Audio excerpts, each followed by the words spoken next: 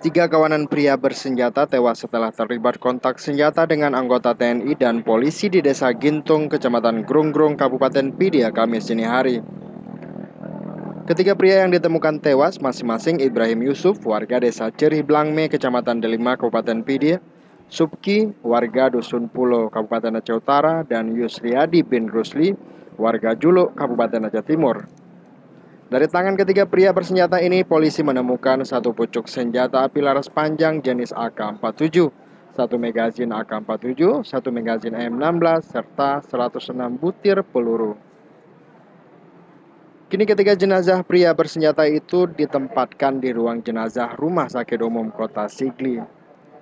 Sumber polisi menyebutkan keberadaan kawanan pria bersenjata di wilayah itu berdasarkan hasil laporan warga.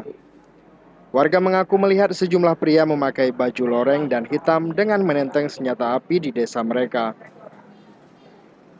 Warga selanjutnya melaporkan ke anggota Kodim 0102 Pidie.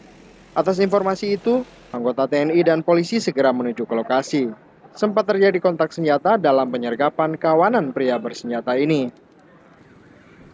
Hingga kini polisi masih memburu sejumlah pria yang diduga anggota kelompok Din Minimi yang berhasil kabur. Dari Kabupaten Pidi, Ilham melaporkan untuk Aceh Video.